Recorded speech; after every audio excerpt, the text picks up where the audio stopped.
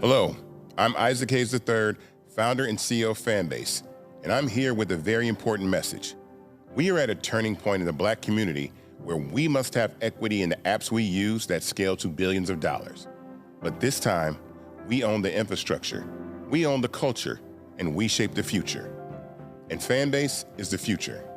Fanbase combines the free functionality of Instagram, TikTok, and YouTube into an all-in-one platform built for the evolution of social media and monetization. With over 1.4 million users, that's real proof that we are shifting the conversation of tech ownership and equity for creators. So right now, I want you to go to startengine.com/fanbase and invest today. The minimum to invest is $399. That gets you 60 shares of stock in Fanbase at $665 a share. This marks a turning point in Black ownership of social media. If we don't take this opportunity to own social media right now, we will always be customers to our own creations. And that can't go on. So once again, go to startengine.com/fanbase and invest today. We must own the platforms where our voices live, our stories matter, and where our culture drives the world. Thank you. Folks, Black Star Network is here. Hold no punches! I'm real revolutionary right now. Black power. Support this man, Black media. He makes sure that our stories are told. Thank you for being the voice of Black America, Roland. Stay black. I love y'all. All momentum we have now, we have to keep this going. The video looks phenomenal. See, this difference between Black Star Network and Black-owned media and something like CNN. You can't be Black-owned media and be scared. It's time to be smart. Bring your eyeballs home. You dig?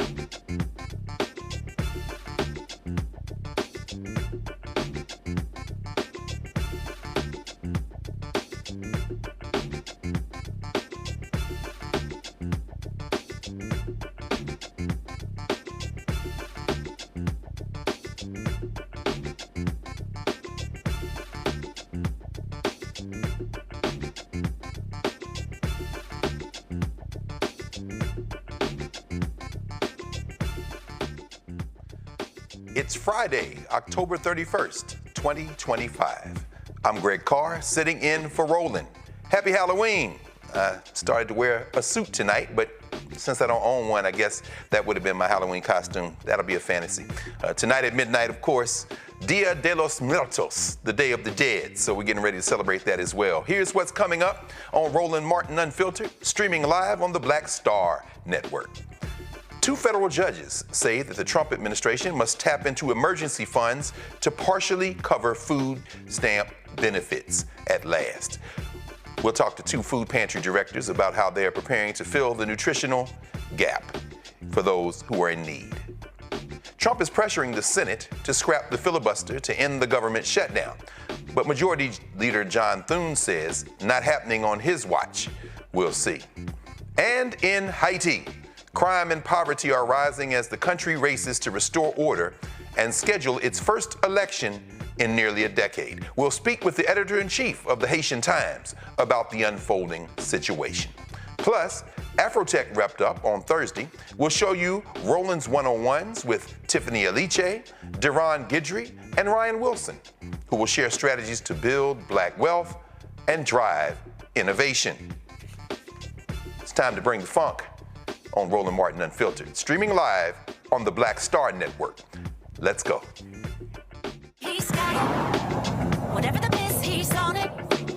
Whatever it is, he's got the scoop, the fact, the find. And when it breaks, he's right on time and it's rolling. Best believe he's knowing.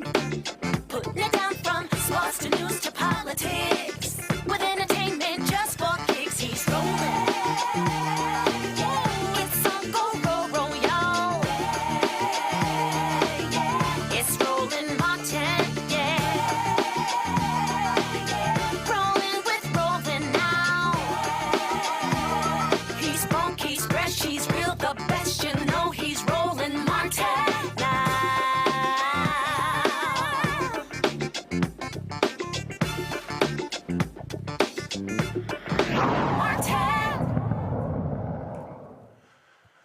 This is day 31 of the Trump MAGA shutdown, and we are hours away from the Supplemental Nutritional Assistance Program funding freeze, impacting over 40 million families. A federal judge in Massachusetts, Indira Talwani, ruled that the Trump administration's attempt to suspend SNAP funding is, quote, unlawful, but she declined to order the program to be funded immediately.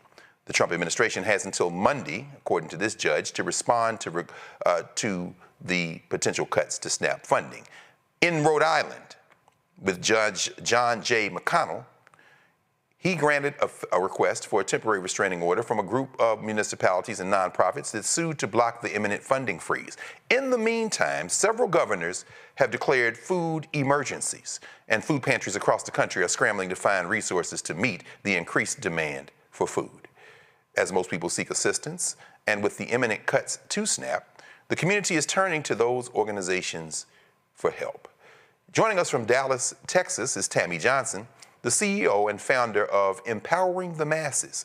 And from nearby Lanham, Maryland is Mel Johnson, the executive director of The Storehouse, to discuss how they are preparing to support those in need.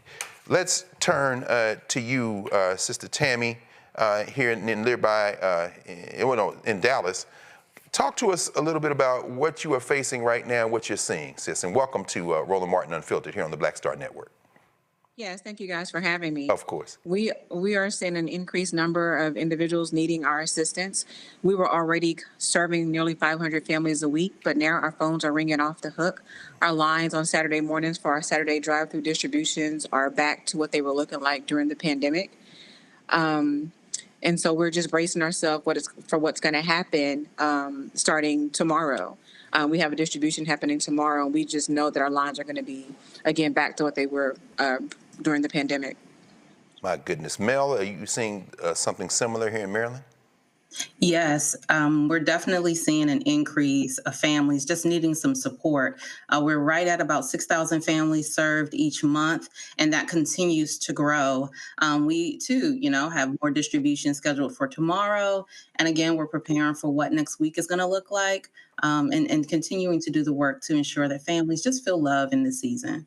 Of course. As you say, both of you, there's obviously increased demand. People are nervous. Is some of the traffic that you're seeing, the increased traffic, because people are anticipating the shutdown, or is it, I guess that must be why, but what would a normal kind of rhythm look like? And by normal, I mean you kind of, as you provide food assistance. Let's go with you first, Mel. Yeah, so for our families, a lot of them are everyday Americans just trying to figure it out. Alice population families, some of those don't even qualify for things like SNAP. And for those that do, obviously it's going to hit them extra hard. So we're just being a bridge to make sure that we're here to support them, especially in love, and encouraging them in this season and just providing what we have that's available. But yeah, we're definitely seeing an uptick. Okay. Tammy, I'm assuming that both you and Mel don't have any prohibitions. Anyone who is hungry can come and receive help. Is it the same for you? You're seeing a surge that is obviously outsized, but what would a normal kind of rhythm look like for you all? A normal rhythm would be our neighbors, about 100 people coming in during the week to shop into what we call a community market. It's set up like a grocery store. We've done our Saturday distribution every Saturday since the pandemic, but that number has increased, and we're seeing a lot of different individuals who are those federal workers who have been off without pay. And we know that's going to be exacerbated starting tomorrow if those benefits are not restored, especially since a lot of them are not going to receive that back pay that from the time that they've been off for the 5 weeks. So those numbers are just increasing, and these are not individuals who typically have to depend on a food pantry. And it's similar to what we were seeing during the pandemic. Like, I just never would have thought that I would have to get into a line and ask for somebody to help me feed my family. And we're sitting, there again with the same stories and the same sadness from the neighbors that we're serving. And we're just there to make sure that they know that there's hope, there's light at the end of the tunnel. We're here to serve you and help you as much as we can. So we're doing our best to serve our neighbors with a smile in the midst of all of this. Absolutely. Mel, the Attorney General in Maryland, of course, was one of the couple of dozen that went to court. Unlike the Attorney General, that nasty piece of work down there in Texas where you are, Tammy. I'm wondering if either of you have any thoughts about whether or not the decisions that came down today from the 2 federal judges in Massachusetts and Rhode Island might keep the wolf from the door. Not that it's going to change anything that's going to happen next week in terms of people showing up for help from both of you. Mel, are you all monitoring the situation? I mean, I'm sure you are, but I mean, how do you think this might intervene as you prepare for even more folk to show up at your door? Yeah, so in Maryland, about 79% of Marylanders are actually on, SNAP benefits. So this affects a large majority of those that we serve. But you know what I've noticed? This is not about what's left or right. This is about what's right and wrong. And people need basic resources like food and healthcare. And all of this debate is unacceptable. We need to be able to have quality access to fresh foods and goods and ensure that families have dignity in the process. That's it. And that's what we're all working toward. Of course. I'm going to bring the panel in a moment. I want to ask you one more quick question. Tammy, we see the export of some of those Border Patrol cats all over the country. We see this guy in Chicago getting drugged before a judge for throwing gas canisters at folk and people like that. But down there in Texas, I'm sure the same is true in Maryland, but certainly in Texas, are you concerned at all about some of these folk that are smashing windows and putting their hands on people, showing up at your food pantry, trying to perhaps catch folk or intimidate people as they're coming simply trying to eat? And are there people who might be maybe a little intimidated or scared or nervous about showing up to get assistance because they're worried about this kind of show of force from these thugs? I don't foresee any violence happening. I think that our community is resilient and they're coming together to make sure that those who are in need are getting the resources that they need. We do have some of our neighbors who are reluctant to come and receive food or get food that are qualified, that more than need it. Mm-hmm. And so those numbers for certain individuals have dropped because they're afraid. And so we're doing our best to make sure that they know that we're a safe space and that we're here to make sure that they can feed their children tomorrow. Yes, ma'am. Yes, ma'am. Well, like Mel said, it's the question of right and wrong. Y'all are doing God's work. Let me bring the panel in so we can extend the conversation. We have, as always, our regular brother, Brother Michael M. Hotep from Detroit, the host of the African History Network and Network Show. Dr. Zachary Kirk, educator and content creator, and Mateo, the justice guy, legal and political analyst. Mateo, let's start with you. Any questions for Tammy and Mel? Yeah, so I heard you talk about the issue. I think there's a compounding issue here. Number one, I don't think the 2 rulings today are going to make a difference in the short or even medium term. I think that the ruling is going to be appealed, and I think that the administration is going to drag its feet to try to delay this as much as possible, just to get an emergency injunction. And then there's this compounding issue of federal forces being out there and harassing people just because, thanks to the Supreme Court, just because they are the wrong color or have the wrong accent. So you might not be concerned, but do you have a plan in place to maybe not have people have to come out to you, but be able to still feed themselves and their family? We do partner with DoorDash right now, and we are able to deliver some of our items to our neighbors within a 10-mile radius of us. However, funding for that is limited. And so we're limited on the amount of people that we can do that DoorDash delivery to. But we're doing our best to make sure that if we are aware and they've made us aware that they're in need of food, that we can make that happen. Is there a way that communities around you can help? You can always donate, to us on our website to make sure that we have the funding that's needed to deliver those groceries to our neighbors via DoorDash. We're going to need human capital every Saturday as if this continues, and we serve every Saturday from 8 a.m. till 10, but neighbors start showing up at our doors at 5 and 5:30. We're there at 6 a.m. getting set up to prepare to serve at 8. And so if you would like to volunteer some of your time to make sure that we can keep those lines off the streets, and then we can serve neighbors quickly and efficiently, we would welcome you. Thank you. Thank you, Mateo. Dr. Kirk. I do want to emphasize, and I wanted to just support Mateo on what he just said. If the contingency runs out, the USDA must seek other funding sources to continue SNAP benefits or risk further disruptions. The Trump administration has been asked to say by November the 3rd whether or not it's even going to comply with this. So again, this isn't meaning that people are going to get the immediate help they need. And I agree with Mateo to drag this out.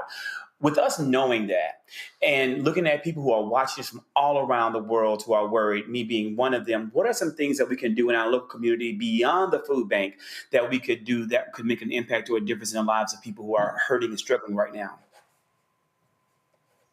I think if you had, go ahead.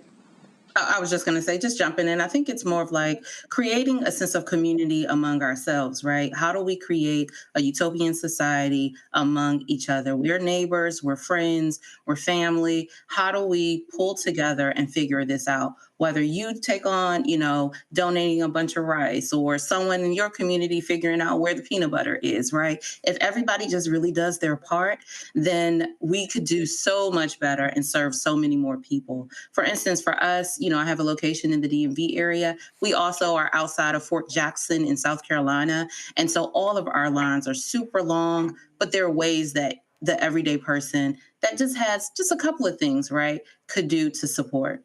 Ms. Johnson? I was going to kind of just piggyback on what you were saying. I was going to say something similar. Like, we're stronger together, and I think our communities are more resilient than we know. We've seen it, happen in the past. So wherever you are, whatever you have, whatever resources you have, if you know that you have neighbors that are afraid to go to that local food pantry because of what they look like or where they're from, and you know that they're going to be hungry, I ask that you kind of fill in the gap where we can't fill in the gap. But I think that if we all come together, have an understanding that this is a basic human need to make sure that you can, have sustenance and feed your families, and provide whatever resources you have at your disposal. It doesn't have to be a lot. If you have $2 extra to go and buy some beans and some rice or something, please do so and make sure that you can help your neighbors as well. But again, the food pantries are going to be stretched thin with our staff. We're already pretty much run on skeleton crews at most food pantries because funding is limited. And so if you have 1 or 2 hours to go and help at your local pantry, please do, give of your time. That's invaluable. Yes, ma'am. Thank you. Brother Mike. I was just wondering a couple of things. Number one, a lot of people who receive SNAP benefits actually work, okay? Mm-hmm. They're not lazy at home, as many times Republicans try to portray them.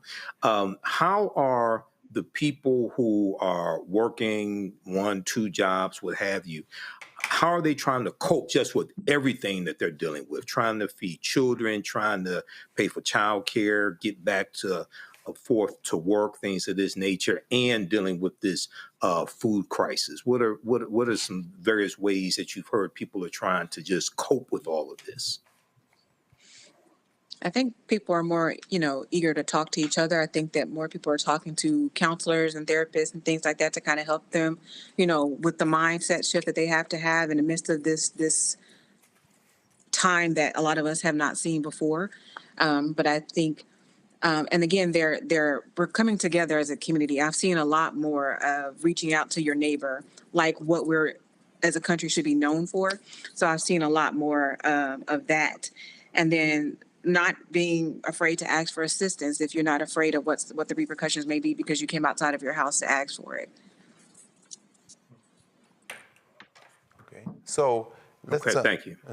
Thank you, Mike.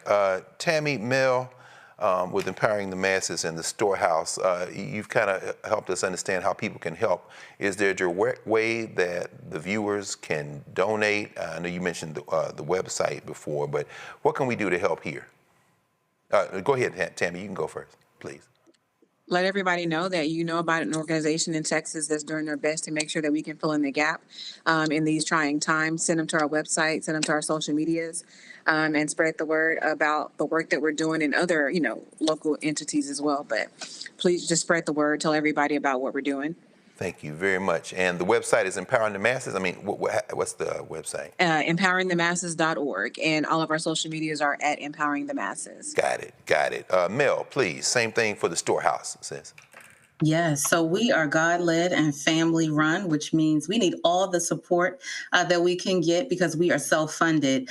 So if you want to support the work, we appreciate it. You can visit us at www.thestorehouseus.org or the Storehouse US on everything social media. Okay, well, we know that God is no respecter of race or color or kind, but it is good on a Friday to see two black women standing in the gap. We know y'all been doing that since the beginning of humanity. So Tammy Johnson, Empowering the Masses, Mel Johnson, the Storehouse, as this thing gets sorted out, they're making sure that people can eat. This is Roland Martin Unfiltered on the Black Star Network, and we'll be right back.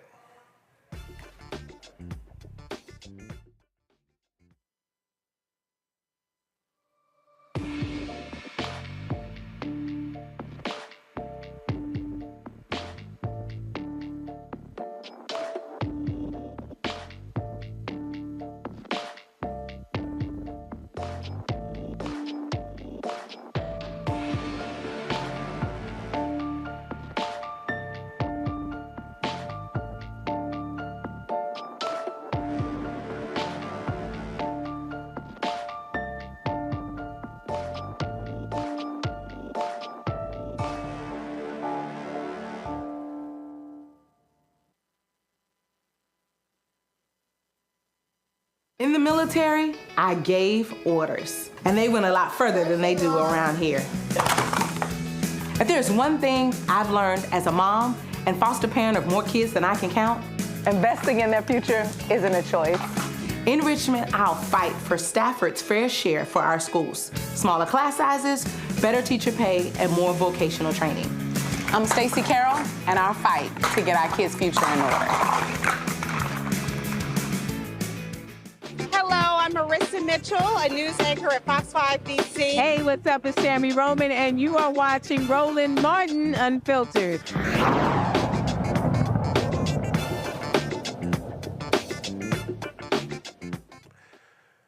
There seems to be no end in sight for this government shutdown. The convict in chief is calling on Senate Republicans to invoke the so-called nuclear option, scrapping the filibuster to push through government funding with a simple majority. But Senate Majority Leader John Thune says his stance remains unchanged, and he continues to support the filibuster as a safeguard against bad legislation. Let's hear from the MAGA Muppet, House Speaker Mike Johnson's explanation about Trump's demand to end the filibuster. What you're seeing is an expression of the president's anger at the situation. He is as angry as I am and the American people are about this madness. And he just desperately wants the government to be reopened so that all these resources can flow to the people who need it so much. Look, I'll just say this in general. As I've said many times about the filibuster, it's not my call. I don't have a say in this. It's a Senate chamber issue. We don't have that in the House, as you know. But the filibuster has traditionally been viewed as a very important safeguard. If the shoe was on the other foot, I don't think our team would like it. The Democrats, look, they've said what they would do. They would pack the Supreme Court. They would make Puerto Rico and D.C. states. They would ban firearms. They would do all sorts of things that would be very harmful for the country. And the safeguard in the Senate has always been the filibuster. But again, not my issue, not something I get to even weigh in on. My opinion on this is not relevant. It's the senators. But I think that it just is another expression of the frustration, of the pressure that is being felt, the anger by the president and by me and all of us that we're in this situation at all. Do your basic job. I'm going to say this again. We have put zero Zero Republican policy priorities on the CR. It is Biden-level policies and spending. They have no excuse at all not to support it. They have no excuse to put all this pain on the American people, except that for what we've just articulated and repeated here every day, they want to give a showing to the radical left fringes of their base, and they want to give illegal benefits or benefits back to illegal aliens and non-citizens and all the other crazy stuff that they've claimed. Truly remarkable. That's the Speaker of the House, Mike Johnson. 290,000 people in his district in Louisiana are on Medicaid. That's 38% of his district, as he sat there and blamed a man who's in full retirement, Joe Biden. You're a MAGA Muppet, my little friend, and you probably need to be quiet, Mr. Speaker. The House remains in recess under Speaker Mike Johnson, and the clock is ticking toward what could become the longest shutdown in U.S. history. Federal air traffic controllers may have missed their first paycheck this week, adding to the growing list of federal workers going without pay. Military members may receive a reprieve as the administration secures funding, but millions of others continue to face financial strain. Michael M. Hotep, you have been tracking this very closely day by day. Russell Vought is somewhere rubbing his little hands together, trying to figure out how to throw more sand in the gears. Talk to us a little bit about your reaction to what comes down from Capitol Hill this evening. Well, it's more of the same. I just did a presentation dealing with Project 2025 last night for Alpha Kappa Alpha Sorority Incorporated here in the Detroit area. And I talked about Russell Vought, known as the architect of Project 2025. Yes, he wants to downsize the federal government more, take back or put on hold construction projects like the $18 billion New Jersey, New York tunnel that he put on hold, claiming that they want to make sure it was not unconstitutional DEI involved in that contract. When we see Senator John Thune's reluctance, House Majority Leader Senator John Thune's reluctance in actually saying he's not going to revoke the filibuster. In reading the piece from the New York Times today dealing with the filibuster, it's not even clear if he even wanted to do it, he would have enough Republican votes to do it, because they know that if they do a carve out for the filibuster or just totally go nuclear and just totally revoke it, when Democrats take back control of the Senate, it's going to be game on. And then it'll just be a simple majority to get bills passed, just 51 votes as opposed to the 60 vote threshold. So, something that's very interesting is that I was watching MSNBC today, and they talked about how in Oklahoma, for the Salvation Army food pantry, the phone lines crashed temporarily because people were calling, trying to find out information. Well, Donald Trump won Oklahoma by 35 points in 2024. Mm-hmm. And Oklahoma is one of those states that voted for Trump that's devastated and that relies on SNAP and is dealing with food insecurity. So this is day 31 of the second longest government shutdown in history. The longest government shutdown was in December 2018 to January 2019, lasted 35 days. And Donald Trump was president then, and Republicans controlled the House and the Senate. Mm-hmm. So this was predictable. Mm. He cannot govern. This was predictable. Yes, indeed. Along that vein, Dr. Kirk, looking at Carl Hulse updating the New York Times website, pointing out to the point that Mike is making, many Republicans, particularly more senior members, fear that any weakening of the signature Senate rule that requires most legislation to win 60 votes would backfire spectacularly if Democrats regain control. They worry it could lead to a deluge of progressive legislation that they would be unable to block, including statehood for the District of Columbia, and with it 2 new Democratic senators. Dr. Kirk, why is John Thune holding the line? You think they're nervous about that? That gives me hope, right? And I think for everybody watching, let me tell you, not hoping John. No. Okay, yeah, no, of course. hope for America and democracy. See, a lot of us are very concerned about the fact that we don't believe that there will be free and fair elections in 2026 and 2028. But the fact that Republicans in the Senate are afraid that Democrats can regain control tells me that things aren't as rigged as they may want us to believe it to be. And they are afraid of the American people and the anger and the response of the American people as we approach these midterms. So it needs to give us hope to get off our asses and get out there and push people to vote on November the 4th, and then be prepared to overwhelm the ballot boxes in 2026 because there's hope here. John Thune is no idiot. He's no fool.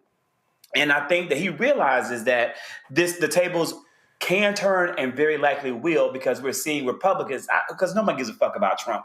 This man is on his way out the door. No matter what he says, no matter what he pretends, no matter how he lies, his days are numbered, period. Either here on earth or with the Lord. The days are numbered.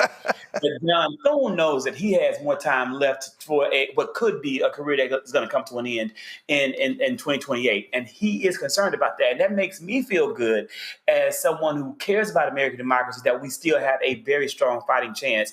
And I hope that our listeners out there, specifically in these states that matter so much in this 2025 election, New Jersey, we're looking at what's happening in Pennsylvania with the judges who are on the board on the ballot for the next 10-year term.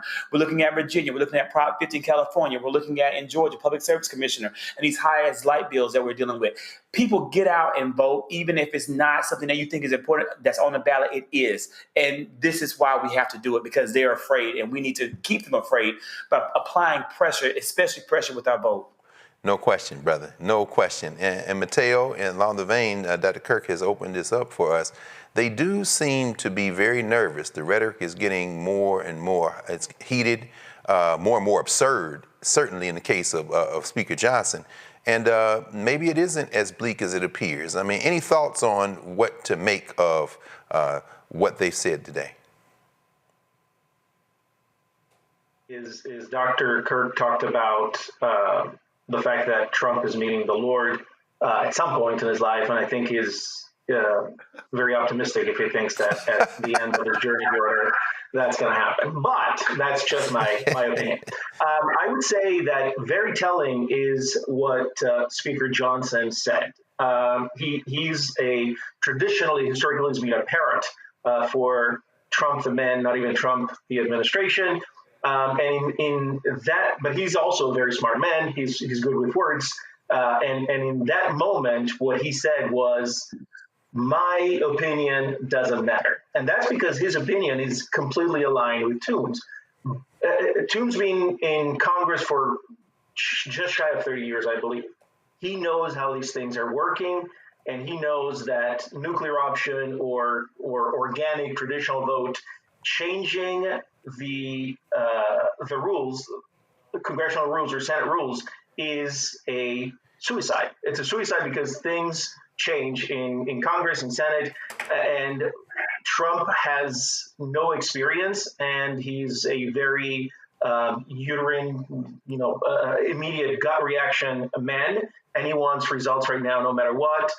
Congress is not going to go along, and I will echo what your other guests were saying, that this is good news for a different reason, is because what both Thune is saying and Johnson is alluding to, I think it betrays the fact that there is a fracture happening in Congress, and that fracture hopefully at some point is going to be large enough that it will swallow the administration and we can get back to the business of democracy. Wow. Okay. Well, yeah, it's definitely out of his hands, as you say, Mateo. There is one thing, though, that's in his hands, certainly, and that would be to swear in Representative Grijalva. Release the Epstein files, my little friend, but we know you're not going to do that. We'll be back in a moment here on the Black Star Network, Roland Martin Unfiltered. Nicole Cole knows the cornerstone of a successful life starts here. Virginia Public Schools gave Nicole an excellent education. They helped her become a small business owner, family financial planner, mother, and community leader. Now, after 4 years on the Spotsylvania School Board, Nicole is running for delegate to meet the needs of all students. As our delegate, Nicole will fully fund our schools, raise teacher salaries, and help graduating students stay in our communities. Nicole Cole for delegate. For us, for our future. As a pastor, I hear a lot about trips to the doctor. Bills piling up, jobs being lost. So as your delegate, I went to work writing laws that protect families, helping parents care for their disabled children, capping insulin costs, lowering prescription prices, and investing in our police and schools. I'm Josh Cole, and as your delegate, I'm working to keep us strong and safe. Hey, this is Motown recording artist Kim. You are watching Roland Martin Unfiltered. That boy, he always unfiltered, though. I ain't never known him to be filtered. Is there another way to experience Roland Martin than to be unfiltered? Of course he's unfiltered. Would you expect anything less? Watch what happens next.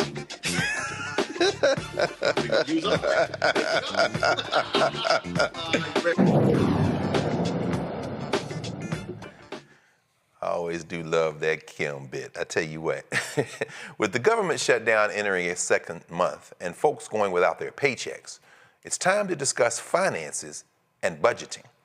While in Houston at the AfroTech conference, Roland caught up with the budgetista. I always mess her name up. The budgetnista, Tiffany Aliche, who shared some tips on being financially savvy. Here's that conversation. All right, Tiffany, let's talk money. Yes. So, a lot of people have no clue about money. Yes. We spend it, we earn it, we don't know how to keep it. And most folk, when you talk about even tracking expenses, it amazes me how many people, when you start asking them questions about what they spend, really don't know how much money they spend. How has technology helped make it easier for a person to be able to track spending, but also to begin the process of saving and investing? Well, first of all, the technology has been here for a long time because you might not know, but your bank account knows, your credit card statements know. You can literally pull those statements out, and even now you can upload them to AI to ask, how am I doing? Here are my goals. How close am I? How Now, far when you am I? say upload to AI, for the person So like who a has no clue, ChatGPT. what would they upload it to? You could upload it literally to a ChatGPT, for example. So, Roland, the other day, I closed on a property, and I felt like my closing statements were too high. I said, like, When you say closing statements too high, what do you mean? meaning, like, you know how when you close on a property, they're like, at the end, you might have to pay like an HOA fee. You Got might it. have to pay I hate HOAs. like taxes. I hate HOAs. Right, but I just felt like the statement seems too high, you know, because really your closing cost should be about 3% or less of what the cost of the So property. what, you thought there was like some hidden stuff in there? It was. Really? I uploaded my closing statement to ChatGPT and said, is this too high? If it is, what's happening here? Some things I was being charged 3 or 4 times because it was like 15 pages. Wow. Yes.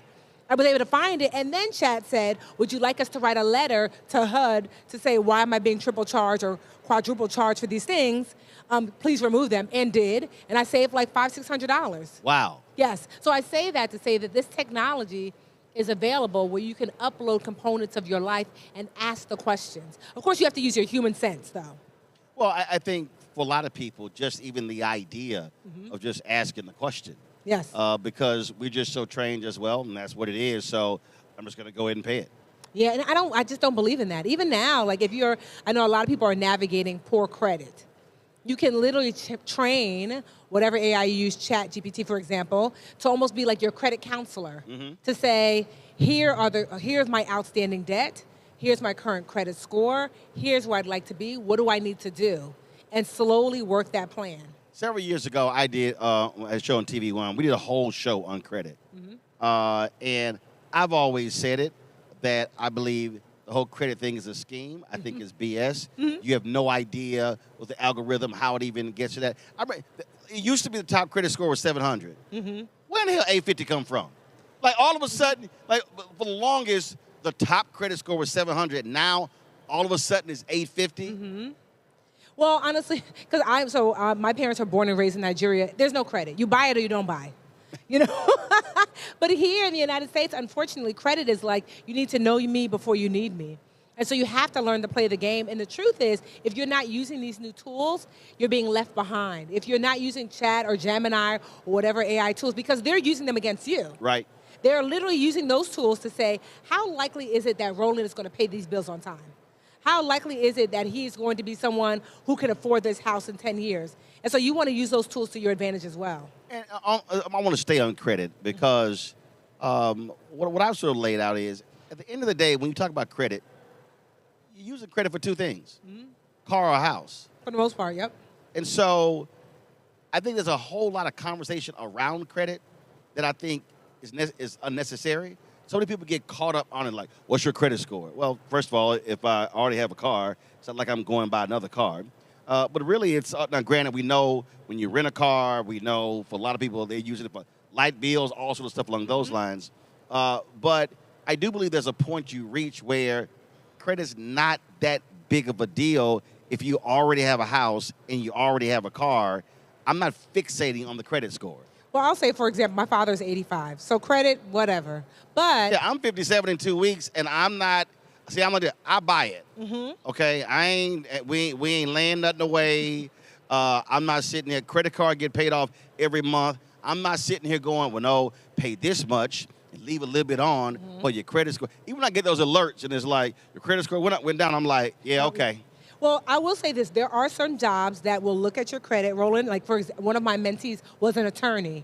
And she was really afraid because they made it clear if your credit score is in the toilet, you probably can't work here. If you're working in banking, same. Right. You know, so I will say there Right, it depends upon the stage. Where Yes. listen, the first coming out of college, they hate when I talk about this, I don't care. The Birmingham News, all the editors wanted to hire me, but Alabama had a state law in 1991 where they could deny a job because of a credit score. And I was a college graduate, and I was interviewing before I even graduated, and the HR folk denied me the job, and the editors were sickened. And I remind them every single time. I know trust me, whenever I give a speech, especially in Alabama, I will remind them that when people talk about my career and places I've worked, there's a reason they're not on it because of that law. Also, too, you have to think, like, I'm a business owner, and so before you get business credit, they really use your personal credit. And so, you know, so credit is one of those things that sometimes you don't know you're going to need it, so it's best to keep it at least in decent shape. So that way, when you need to tap into it, it's available to you. A lot of, right now, so many people are fixated on, everybody's talking about securing the bag, securing the bag, securing the bag. And there's this notion for a lot of people that I need to make X amount of dollars before I can save or invest anything. Give us some examples of how technology has just brought that thing down so small where people could literally be doing micro saving, micro investing, as opposed to thinking, oh, I need to start with $1,000 or $2,000 or $5,000. You can start as little. So I was just reading this article. It came out a while ago. His name is Mr. Earl. He made $12 an hour. He was a parking lot attendant. Do you remember the story? Yep. He had gotten a portfolio up to $500,000. Never made over $12 an hour. And one of the things that he invested in for himself was education. The parking lot that he was attending, there were all these investors that would park their car there, and he would pick their brains for free. And so as a result, you know, $500,000, and I can't remember how many years that he was able to accumulate. So I say that to say that if Mr. Earl could invest at $12 an hour working as a parking lot attendant back then certainly you can start with as little as $25 a paycheck. But you also have to have what I call life discipline. Yeah. And I think that that's also a huge part. I despise brands. What I mean by that is I'm not driven by that. I don't give a damn. If you got a handbag, I'll be like, okay. I'm not spotting what that is when it comes to shoes and everything else. And I just think part of the issue for a lot of people is that they're so brand conscious. They want to impress others. And when they look at what they're trying to do, I sort of sit there and go, you can't afford this life.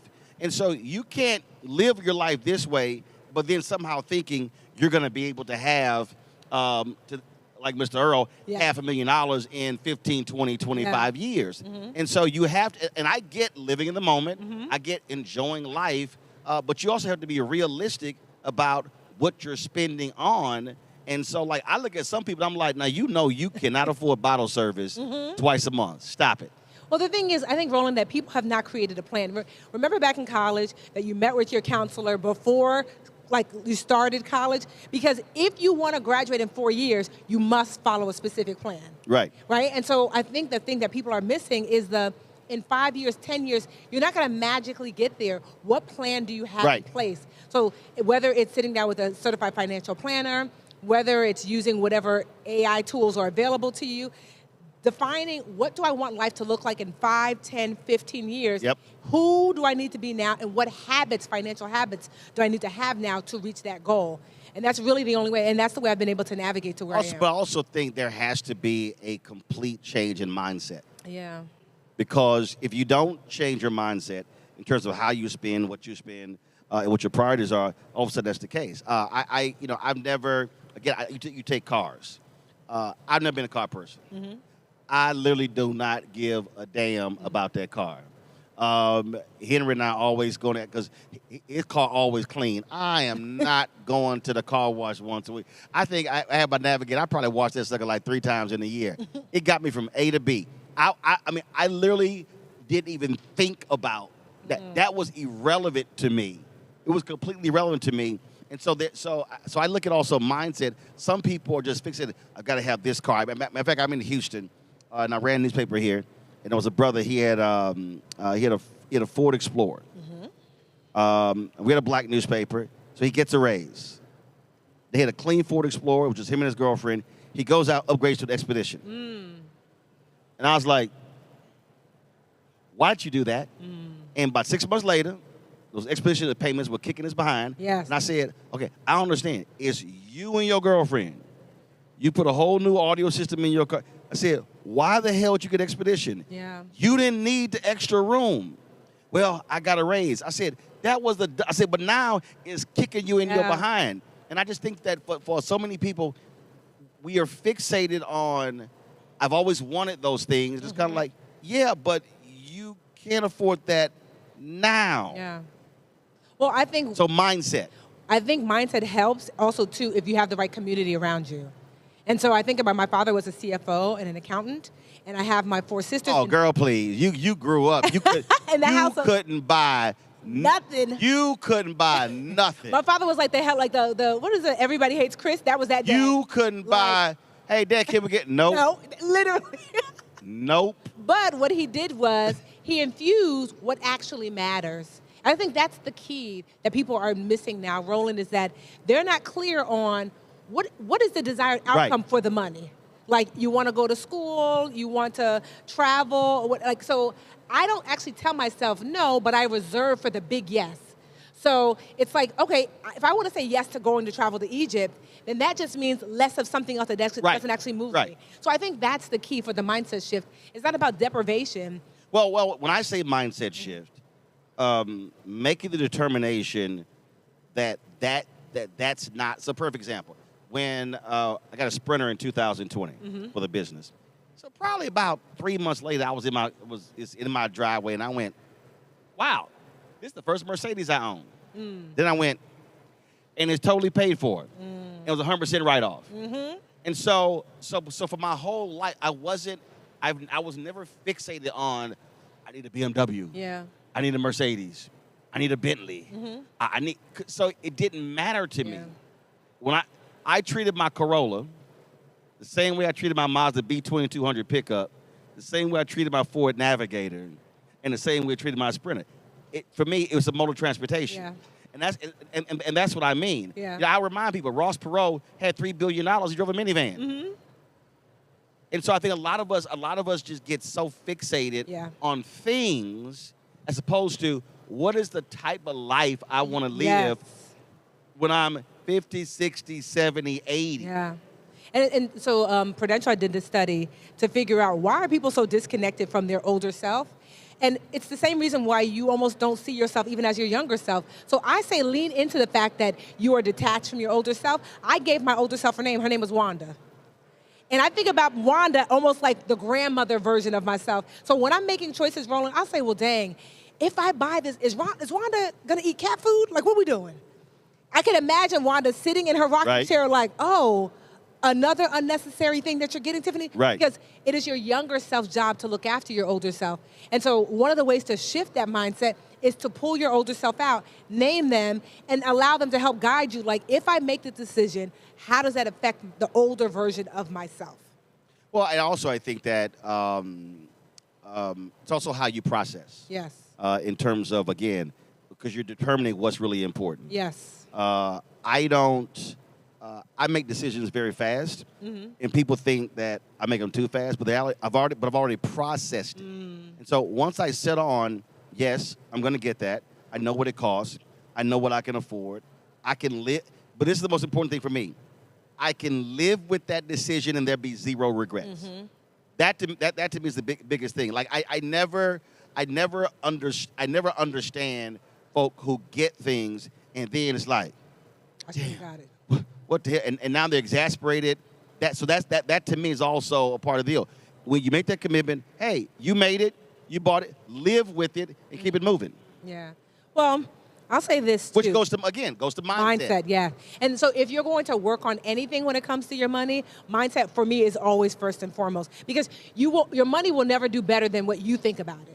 You know, there are people, we've known them who have become millionaires, at least on paper, but really don't have any money because their mindset has brought them back to poverty because that's the way they think about themselves. And so your money will never do better than you. One of the issues that, listen, I've had to deal with this my entire adult life as well. And this is the reality for a lot of African Americans. And that is, you talk about, look at what we spend. What happens when we are, in essence, supporting a lot of folks around us? Yeah. And that's real. Yeah. And so, I mean, if you're black, all of a sudden, let's say you hit, let's say $50,000. Folk think, oh, you getting paid. Yeah. And Van Jones and I were having this conversation. So his former wife was white. She was white.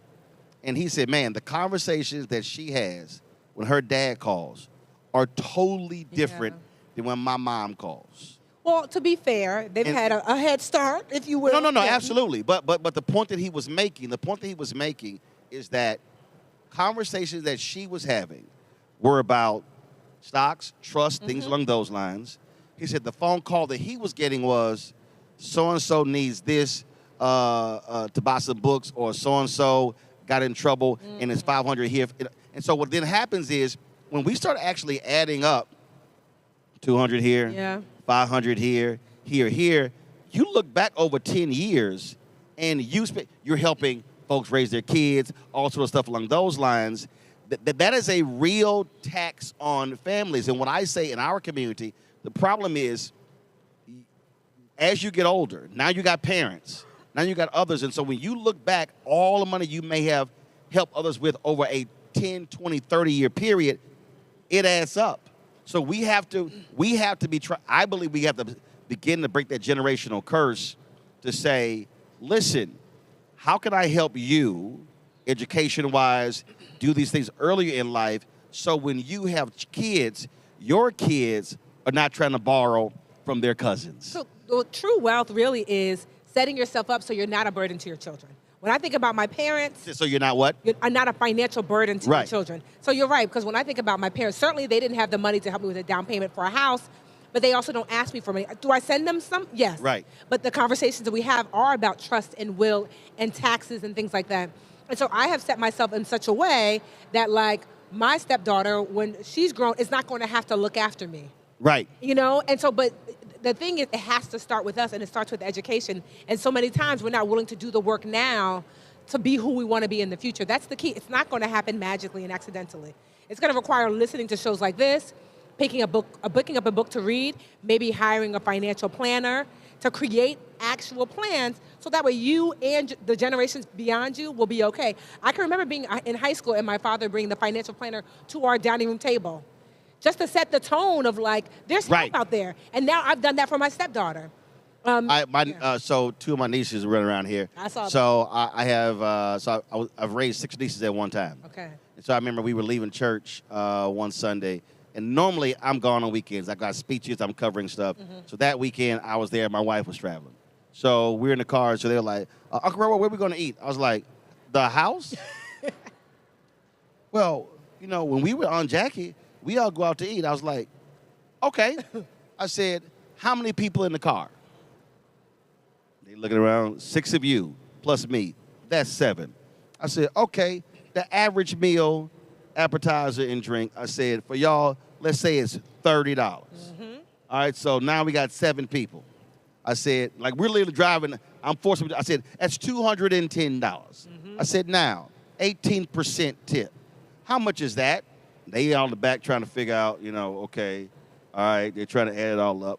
I said, all right, I want you to now multiply that number times 4 and multiply that number times 12. Wow. So then now they on the back like, okay, all right, I said, now, all right, each one of you has an Apple laptop that I paid in cash. I said, the laptop is $2,000 each. It's 6 of you. That's $12,000. You have 4 tutors for the 6 of you. This is how much they cost per month. So I started running through all these numbers. I said, now, dinner on Sunday, I said, is it the equivalent for the whole year, I said, of maybe 2 laptops. Y'all didn't learn how to cook. Yeah. But I wanted to force them, Yes. I wanted them to know that all this stuff that they see, somebody else is paying for. Yeah. So it's just here for you. Yeah. And so I was literally forcing them to understand everything that is a cost involved. Yes. And I was driving, and wait a minute, the reason I got the Navigator is because when the 6 of them came, I needed a vehicle that can carry 8 people. So I had to get a whole new car. And so that to me also, I think, so when you say your dad had the financial plan on the table, I think one of the greatest mistakes is that we literally don't communicate to kids what stuff costs and who pays for it. And I do that now. Even my niece Amelia is 7, and so whenever I take her and her brother Roman out, from the pizza that we get, she's really curious. I'm like, oh no, that was $10. And at the end, I make her add it up, and she's like, last time she told me kids are so expensive. You like, yeah. Well, I had another niece. She wanted to go with a family to some amusement park, but they needed books. I was like, okay. And I said, now, how much you need for the amusement park? For this weekend trip? I went, all right, so how much are your books in the fall? It was a private school, Christian Academy school. I said, now, how you going to pay for them books? I said, so you got to pick.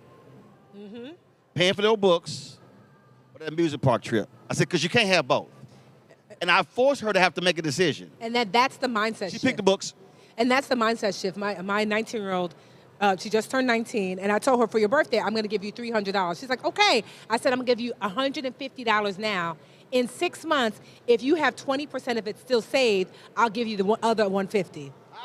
She was like, what do I, but I am trying to, because you can't just talk about it. To your point, Roland, you have to give them the opportunity to exercise that financial muscle in their brains. Yeah. So another trick that I use, so we go shopping. And I make them process shopping and cost of goods. Oh, what do y'all want? How much is that? That's 4 for what? Yes.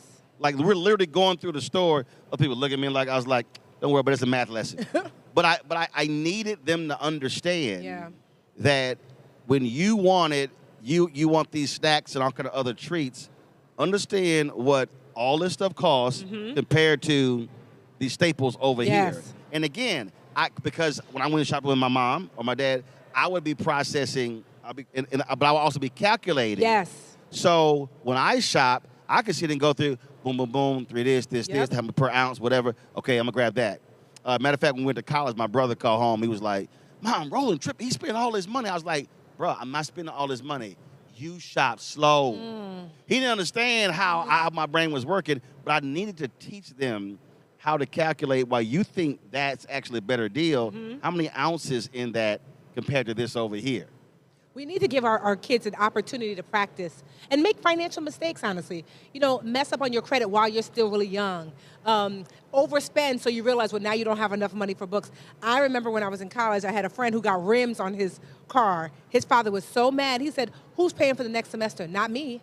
He had to sit out a whole semester of school because he paid, $2,500 for rims on his car. Oh, hell no. But that was such a good lesson for him. He came back hat in hand, like I'll never do that again. Oh, yeah, I bet he not. I bet he won't. Because we have to give our children the opportunity to make those lessons, but then to talk about it. So parents can make a lot of money, but if you pass on wealth but don't pass on information, your child will lose that money within one generation. And the data actually shows that. Yes, it does. All right, if folks want more information, how do they reach you? I am the Budgetnista on all the platforms, thebudgetnista.com, the Budgetnista on LinkedIn, social media, Instagram, wherever. I'm here. All right, we appreciate it. Thanks a lot. Thank you, Roland. Thank you for another masterclass, Roland and Tiffany. You're watching Roland Martin Unfiltered on the Black Star Network, and we'll be right back. In the military, I gave orders, and they went a lot further than they do around here. If there's one thing I've learned as a mom and foster parent of more kids than I can count, Investing in their future isn't a choice. in Richmond, I'll fight for Stafford's fair share for our schools. Smaller class sizes, better teacher pay, and more vocational training. I'm Stacey Carroll, and our fight to get our kids' future in order. Nicole Cole knows the cornerstone of a successful life starts here. Virginia Public Schools gave Nicole an excellent education. They helped her become a small business owner, family financial planner, mother, and community leader. Now, after 4 years on the Spotsylvania School Board, Nicole is running for delegate to meet the needs of all students. As our delegate, Nicole will fully fund our schools, raise teacher salaries, and help graduating students stay in our communities. Nicole Cole for delegate. For us, for our future. Josh Cole became a pastor and delegate to serve his community. That's why Josh is fighting to lower costs for families hurting from inflation and make sure we can all afford quality health care. But Sean Steinway has embraced his MAGA backers who support Trump's mass firing of federal workers and the MAGA plan to ban abortion with no exceptions. We deserve better than Sean Steinway. I'm Josh Cole, candidate for delegate, and I sponsored this ad. Hey, I'm Tasha Cobbs, and you are watching Roland Martin Unfiltered. But I need a little filter. I need something. Blow me out. Make me look 35.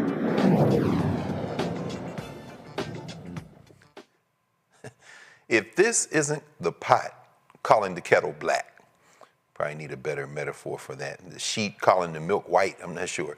The twice impeached, criminally convicted felon-in-chief, Donald the Con Trump, says President Joe Biden should be behind bars.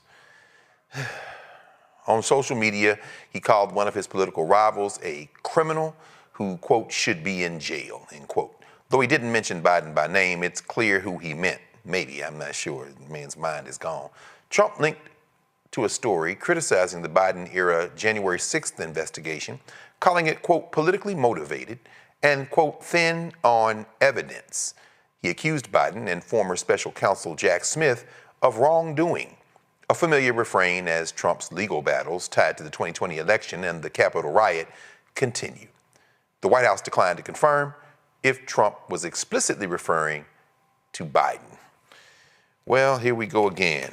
Dr. K, what should we make of this, Dr. Kirk? I mean, is this just another one of those things he's trying to throw into the street to divert attention from things he's worried about, or how do you read this? The Epstein files. Yeah, absolutely. This man is under immense pressure and stress. He's worried as hell because he saw that his good buddy, King Charles, in England has stripped his brother Andrew of all of these titles and all that, and he's worried. He's concerned about that. He's concerned about the public outcry all around this country and all around this world around what was done on that island with this man's best friend. That's absolutely something this man's concerned about. So it's meant to be a distraction, but it's also meant to be a way of rewriting history. President Trump is sitting here constantly putting things out here and trying to switch the narrative and giving his sycophants all across this country, his MAGA cult, the language that they need because they can't think for themselves. They don't have that capacity. They don't have that ability so that they know what to say and how to defend him as these allegations continue to mount. So yeah, it's a distraction, but it's also an attempt to rewrite history. And it's going to fail because what you cannot rewrite are the facts and the impact of President Biden's legacy and what he's done for this country. And the fact that he left with our economy on the uptick and now it's constantly going down, where he left where farmers had more money, where the American people had more money, where we had solid health care. all the things that we are now losing, never had a government shutdown under the Biden administration. Those are things that this man can never erase or undo, no matter how much he and his administration lies. Absolutely. Mike, another day, another distraction. As Dr. Kirk said, these Epstein files, at some point, they're going to come out either under this administration or the next. I saw a story today that Letitia James is attempting to disqualify one of the prosecutors. They're trying to move the case that she won against Trump to federal court, even as they're appealing the conviction that he suffered last year. What do you make of this? Is this another case of him ranting on social media? This is more of the mental decline of demented Donald Trump. If we go back to July 27th, 2025, Donald Trump called for the prosecution of 5 black people: Barack Obama, Vice President Kamala Harris, Oprah Winfrey, Beyonce, and Reverend Al Sharpton. Okay, for various reasons.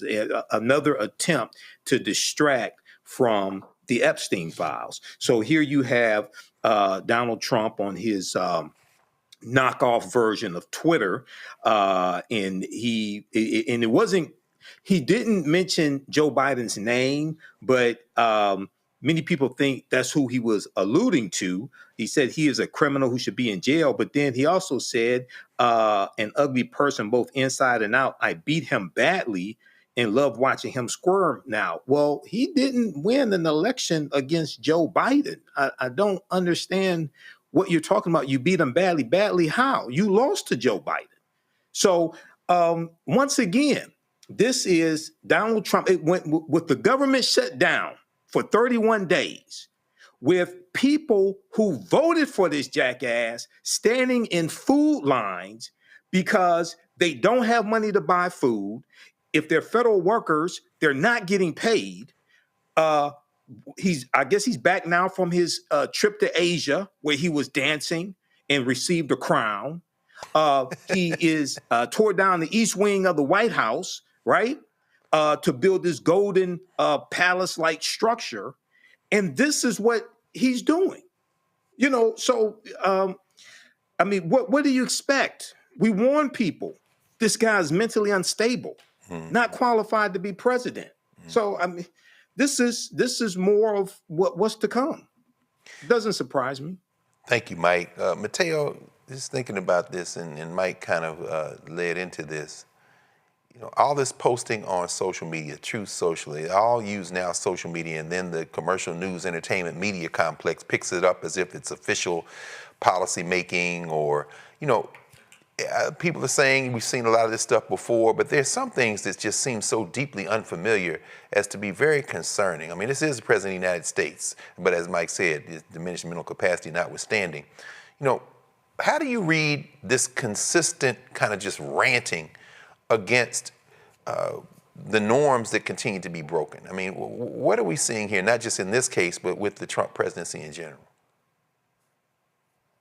I'll start by saying one thing. I find it blisteringly ironic that Trump calls the allegations against him thin on evidence. This coming from the administration that presented a half-page indictment against Comey that was signed only by the U.S. attorney, which breaks every norm.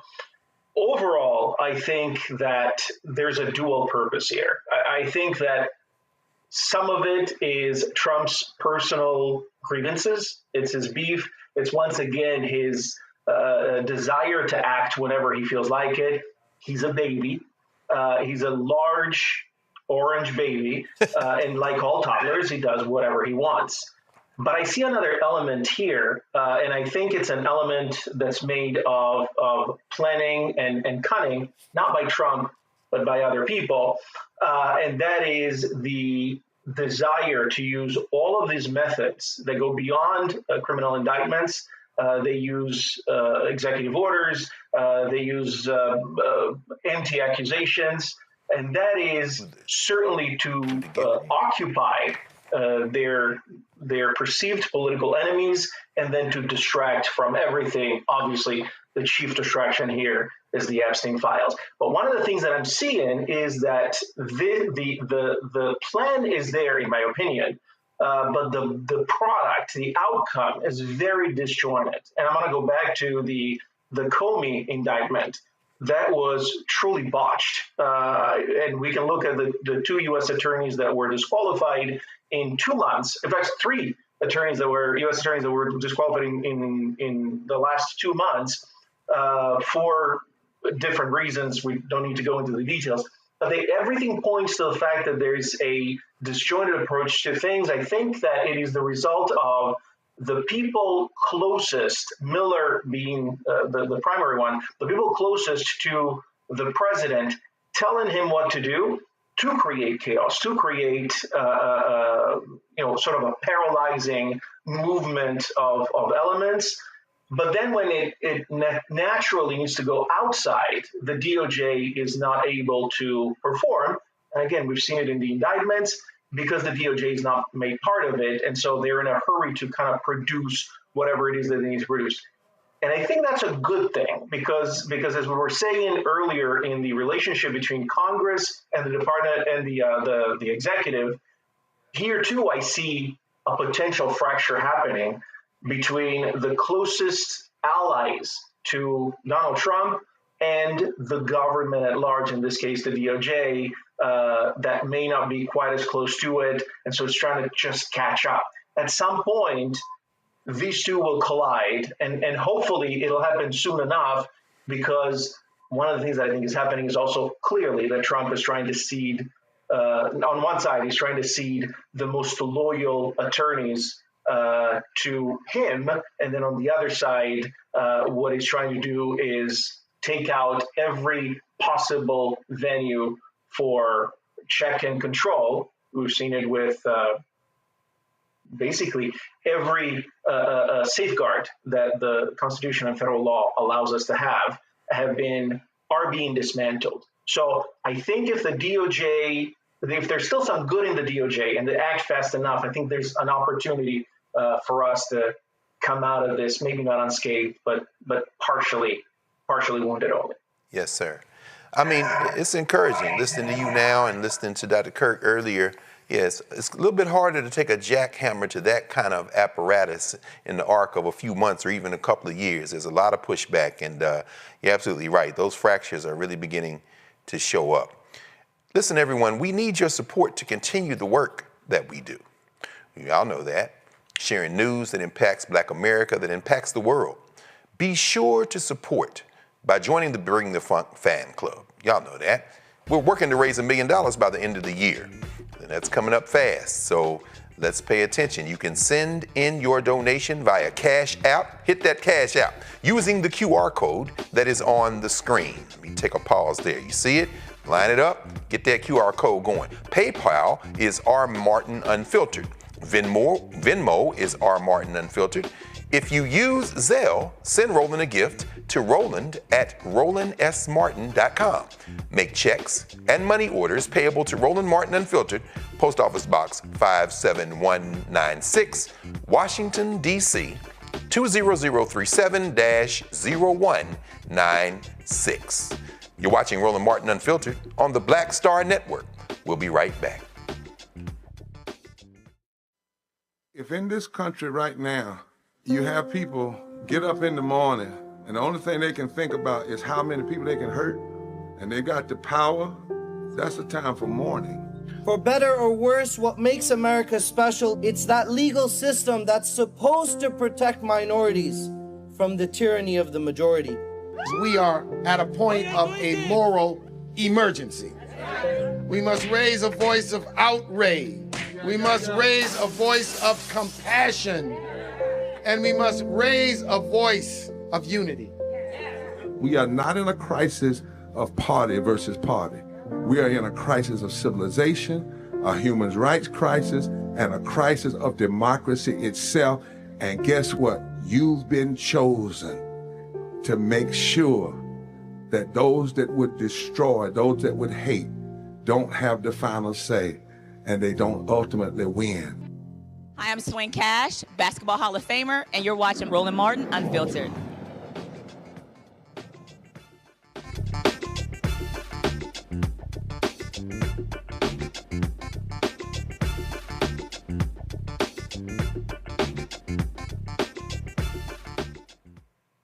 Roland also spoke with Deron Guidrey, the co-founder of Players TV, who explained how athletes are getting the chance to tell their story their way. Let's go back to AfroTech. All right, Deron, the game has changed. It used to be sports writers who are mostly white control the narrative, control the content. They were the ones who sort of dictated how we saw, how we heard from athletes. Now you're seeing athletes who are now controlling their narrative, literally telling their own story and bypassing traditional media outlets. Talk about Players TV and how that sort of drives that. Yeah, great question. So thank you for having me today, by the way. Players TV was really built for athletes that want to control their content, have distribution, and they have their own production companies. So we focus on how can we give them the distribution for those fans can engage in their content and remove the middleman out of the equation, have their own destination, their own place, where now advertisers can now transact there, but also they can retain their ownership of their IP as well, too. Gotcha. And so how does that work? Do they have individual shows? Are they set up with their own digital networks? Walk me through that. Yeah, so we have original shows with the athletes. We co-produce with them as well, too. And each athlete has their own ideas, but we also co-produce with them, but also allow them to be able to license their content other places, but also on their own platform where they can get syndicated to other places as well, too. Now, are you guys linear or you only or digital? Linear fast. Okay. Yeah. All right, then. And so how have you seen the evolution is? Because what is interesting, and I was talking to a lot of people about this, the reality is the players are in a place that very few people can go unless you are a coach, unless you're team personnel. So when you look at the success of many of these athletic podcasts, it's because they're sharing details about events that we as fans are witnessing, but they're able to share the inside story. Normally you get that when it's documentary or something along those lines. This is a lot different. Yeah, so like it's podcast shows, it's reality shows, it's cooking shows. We're bringing that humanization to that athlete beyond the game, beyond a uniform, but also being able to tell stories that they know about from their own perspective, from their own place, versus hearing from a third-party journalist who maybe don't have inside information, and they're kind of regurgitating third-party stuff from other third-party stuff. Are you seeing these players who are more today, more business-minded, business-focused? Because you take what Kevin Durant is doing, investing in other things, what Stephen Curry is doing, what LeBron James is doing. You're dealing with a different athlete in 2025 than you were dealing with, let's say, the last 20, 30 years. Timing, right? It's a timing situation. Athletes are getting paid more money now. You have social media now, so they have that direct-to-fan relationship now as well, too. And then also, these guys are making so much money now to the point where they want ownership, not endorsementship anymore, and no censorship either. Well, and like you take what I was just watching something the other day. I look at Kyrie Irving. Someone was lauding him. Now, Jay Williams was talking about it. Now he has the ability to tell his story. He doesn't have to have a conduit. He can actually just go straight to the public to share his thoughts on any subject he wants to. Speaking of Kyrie, he's one of our first investors in Players TV. So he joined the company along with Chris Paul, Damian Lillard, Travis Kelce. A lot of those guys joined the company because they wanted just that. Because at the end of the day, they didn't want to be subject or beholding to ESPN or Fox Sports and ridicule in that lens. And we want to build the athlete up, not tear him down. So what's next? What's next, man? We're looking to expand the network. We're looking to go into the UK and launch Players TV UK with soccer athletes as well. And right now we're on pace of doing $50 million in revenue now, and we're just really focused on scaling the business. And glad to be here at AfroTech around other creators and technology-driven people, and being able to just be around other people that are looking to build and come together and do great things. All right, sounds good. Well, certainly good luck with it, and I hope folks check it out. Thank you so much for having me. I appreciate it. Thank you. All right. Thank you. Thanks a lot. Appreciate it. Mike, let's start with you, brother. You have been in the online environment for quite some time. You launched the African History Network probably when damn near no one else was out there doing the work consistently like this. What do you make of this new platform, Players TV? I'm looking at it. You got Travis Kelce, as you see, Chene, Ogunwike, Dwayne Wade, Ken Griffey Jr., Damian Lillard. How is this different than the kind of work that you've been doing and that so many other people are doing? Well, I think this is something that's good. I'm looking at a piece from CBS News right now about Players TV, first media network owned by professional athletes. And this is an article from April 17th, 2025. I started the African History Network back in 2010. I was doing podcasts back when most people did not know what a podcast was. And I was doing podcasts on Blog Talk Radio. So I think this is something good to give more ownership to athletes. I think athletes have really more power now if they use it than pretty much any time in previous history, because now you can have online platforms, you have social media, so the athletes can shape the narrative more so than the sportscasters or commentators. And we know that in a lot of these sports, African-American athletes dominate, so we need to control how we communicate the information also. Dr. Kirk, thanks, Mike. Dr. Kirk, it's interesting seeing this formation, which, investors, they offer folk an opportunity to invest and platform here. A lot of these folks are also platformed on kind of legacy media. But I'm thinking about the club Shay Shays. We all remember Kwame Brown, who seems to have peaked and now gone back down the mountain. Do you distinguish between the athletes? I mean, Cam Newton, of course, who had a very popular kind of platform, and now he's been integrated into the Death Star at ESPN.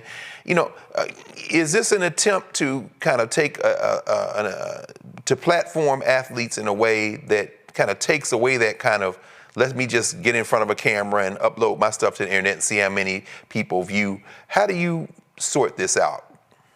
You're going to give me the damn hard question that's super loaded, but you know what I'm ready for when I am. I know you are, brother. That's what we had. Yeah.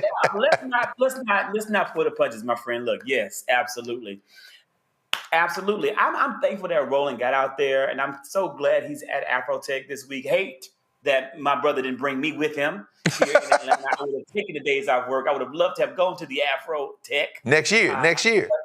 Next year, right. Yeah. Next year, I was here working through. Yeah, Roland could have, Roland is a Scorpio. I'm a Scorpio. He could have gave that to me as a early birthday gift. Happy Halloween to everybody out there. I'm pretending to be a Falcons fan. So you dress up as a Falcons fan. The reality is, 100%. Let's call it what it is. It's constantly an attempt when these athletes realize their true power.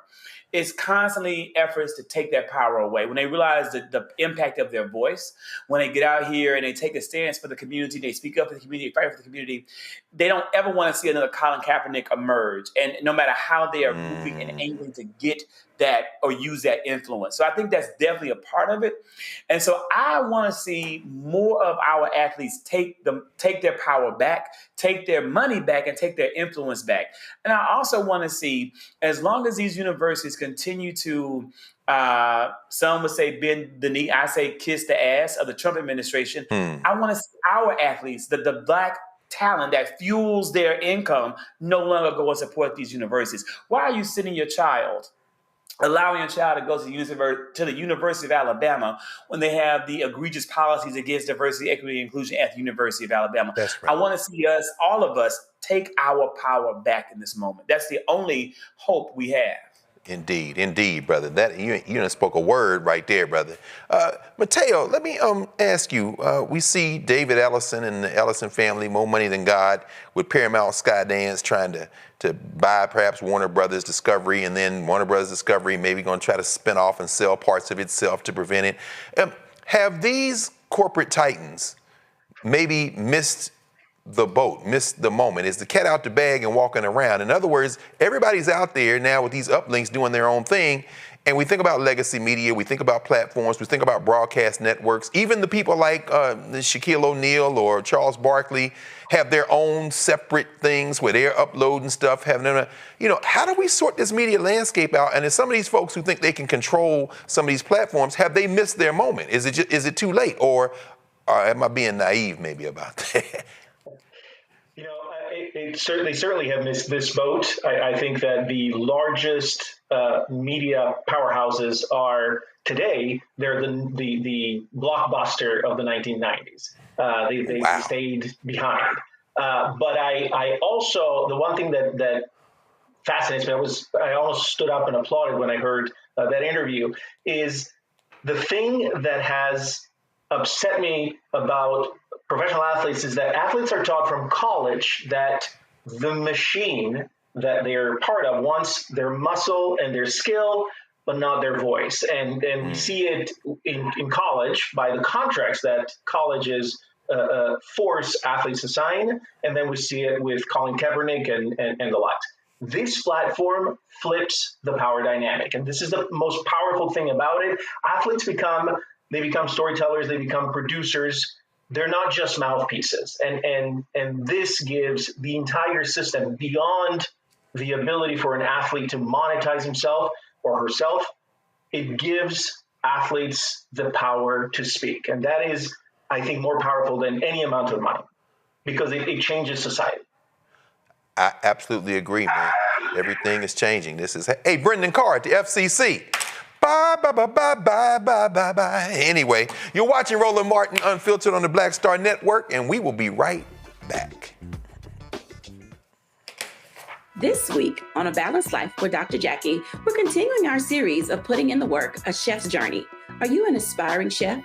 Someone who already has a business, trying to figure out what your next steps will be, who to talk to, and how to get there? Well, on this week's show, our great guests and wonderful chefs will talk to you about what it means to discover your purpose, your why of being in the kitchen, and then knowing how to put a business together. The menu controls everything. The menu determines everything.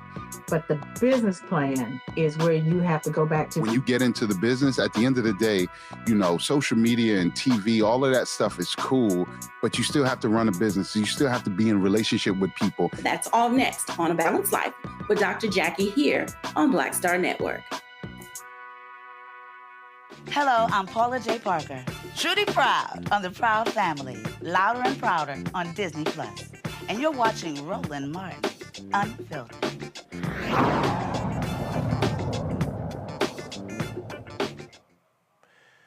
Haiti is racing against the clock to restore order and hold its first elections in nearly 10 years. The United Nations warns that time is running out for Haiti's Transitional Presidential Council, which must organize a national vote before its mandate ends in February 2026. So far, more than 1,300 voting centers have been identified for over 6 million registered voters, but no official election date has been announced as gang violence, armed militias continue to control much of the country. Armed groups control roughly 90% of the capital of Port-au-Prince, driving waves of kidnappings, killings, and displacement, leaving millions to live in extreme insecurity and poverty. Vanya Andre, editor-in-chief of the Haitian Times, joins us now to discuss the unfolding situation. Welcome back, Sister Vanya. Thank you for having me. Oh my goodness, so much to sort out. Listen, because of Black Star Network and independent black media, and of course because of the Haitian Times, you've been on this story for quite some time, obviously. Since President Moïse was murdered in 2021 and Ariel Henry wasn't even allowed to come back in the country, we see the emergence of this, is it Vive Ensemble, the Living Together group, Jimmy Cherezier, and can you sort this out for us, sis? Because I understand, I know the Kenyans, are they there anymore? I think their mandate ended this month or next month. Walk us through where we are right now with our beloved Haiti. I mean, all of this really predates, honestly, the assassination of President Jovenel Moïse in 2021. If we want a clean place to start, that's a fair place. But we really would have to go back all the way to 2018 when the country really was up in arms because of the Petrocaribe money that was misused and misappropriated. These were funds that were meant to do social projects in the country. It was meant to help increase the quality of life for Haitian citizens, and it did the complete opposite. And so now you fast forward to 2021, the president is assassinated, and what essentially happens is that there is a power vacuum in the country, right? And then so now we have a situation where you have gangs, individual leaders like Chelizier, right, who are essentially positioning themselves as the answer to all of Haiti's ills, despite having a hand in where the country is now. And so what we see happening right now in the wake of the president's assassination 4 years ago is a power vacuum where there isn't any consensus on how to move forward. Right now, we have a TPC, a temporary presidential council made up of 9 members that was not elected. There was controversy in their formation. And then you also have a electoral council that has not done the work needed in order to prepare for elections that's supposed to happen next week, November, right? When this announcement was made earlier in the year that elections were happening in November, my team and I mean, we knew just off of the history of Haiti that this was not something that was actually going to take place. Instead of this year, them taking the time to actually take care of the logistics and all of the technicalities in order to implement elections in a fair time, the TPC Council essentially used their time instead to work on a referendum and a new constitution, which eventually was scrapped after pressure from the U.S. You mentioned the Kenyan mission. This was a mission that personally I feel was doomed to fail from the beginning. This is a mission that was underfunded, understaffed. You had Kenyan police officers that were ill-equipped to deal with the gangs who now at this point, they have ammunition, they have resources that even the Haitian police doesn't have. And so it was really a situation where they were set up for failure, personally, I believe. And now the UN Security Council is looking to backtrack and implement instead this gang suppression force, where there's been little detail on when they would be deployed, who would be a part of this mission, and how long they would actually stay in the country. First of all, for level setting us with Petrocaribe in 2018, all the news that is coming through these legacy platforms tries to make Haiti look schizophrenic and all this. Y'all been messing with the Haitians since they slapped the French and the Spanish and the English around 1804. So let's be crystal clear about that. Thank you for level setting that.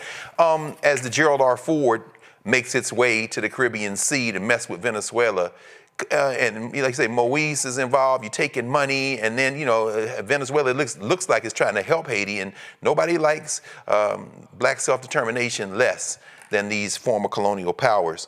Help us with this because, well, first of all, just some basic questions. Where are they getting the ammunition and the weapons for? Is it still coming from the Dominican Republic? And this U.S.-backed gang suppression force, these 5,500 alleged police officers, there are no details, right? So in your best estimation of what's going on, what are these external forces involved, and how are they manipulating, manifesting? Because the way I understand it, CARICOM is the one who helped set up the Transitional Presidential Council, but it seems like nobody has clean hands coming to the table. Could you talk to us about this a little bit, please? Well, you make an excellent question in asking where do these weapons come from in the first place, right? I mean, we're talking about military-grade weapons that, again, the national police doesn't have access to, right? And so where the guns are coming from, they're coming from the U.S. I mean, the Miami Herald, Jacqueline Charles, an amazing colleague in the space, she did an amazing report a few years ago looking at essentially this iron pipeline, right, of these weapons that are being smuggled from Florida into these privately owned ports in Haiti. And so when we talk about external factors, on one side, you have the Haitian diaspora, essentially folks that are part of the wealthiest families in Haiti, Haitian oligarchs that have a feet in two countries, right? So they have their homes, their mansions, they're living, they're living their life up in Haiti, but then also have their feet in the US where they're able to leverage resources and contacts there. And so they are the ones that own the ports, right, that are helping facilitate the smuggling of all of these weapons that are in turn then getting their hands in the bad actors, right? Other external factors that we have to think about is who is it that the US, right, the core group, and when I say the core group, I'm talking about the US, Canada, France, Brazil, right? Who are they negotiating with? They're not negotiating and discussing Haiti affairs with the average Haitian, right, or folks that represent the populace. They, again, are in talks with a handful of folks that represent the wealthiest interests in the country, right? And so when you ask what are these external factors, the external factors, it's money and greed, and also cutting out the majority of the population that are being impacted by these policies that are being set. In terms of our regional neighbors, I spent a lot of time thinking about what is CARICOM's role in it. Mm-hmm. And I want to be fair, right? Because of all of the countries in CARICOM, I fully accept and acknowledge, right, that Haiti has a very complicated past. It has a complicated presence and present and future, and that there are a lot of different issues that have compounded over time to lead us there. However, what I have always hoped to see is that we look less to Western powers, we look less to the US to help solve our issues, and we focus more on internal Haitian-led solutions, and then also lean on our counterparts in the region, right? When Kenya was picked to lead this mission, I was baffled. The team and I, we had open discussions, trying to understand how is it that Kenya, they have their own problems in their country, right? Their own strife with their own president, that they are being tapped to lead this mission, when from my understanding, Jamaica had offered, right? Jamaica has had success in quelling gang violence. There are other countries regionally that have more similar gang issues as Haiti does than Kenya. And so when thinking about the external factors, it's really who are allowed to even come to the table and have an opinion and have a proposed solution.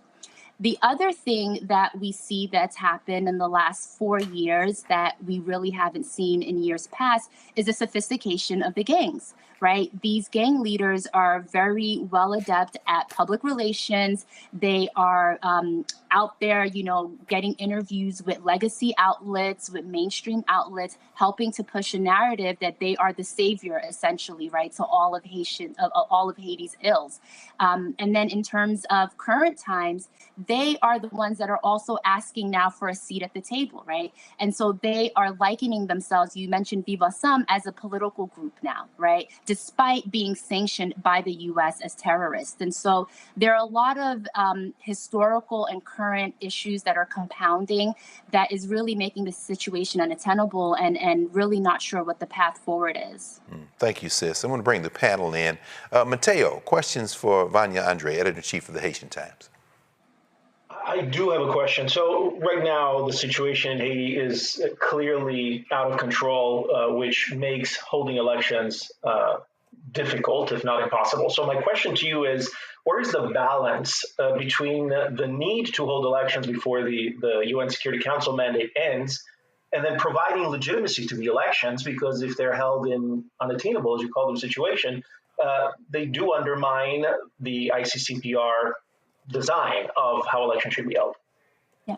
So on one side, there are political actors in the country who do believe that we should not rush to an election, right? That we need to take our time and make sure that this is something that is thought out in terms of logistics, in terms of safety. And now we have the compounding impacts of Hurricane Melissa. You have thousands of people displaced, more than a dozen people that have been killed. And so thinking about all of these different factors, right? So there are folks like we need to take our time.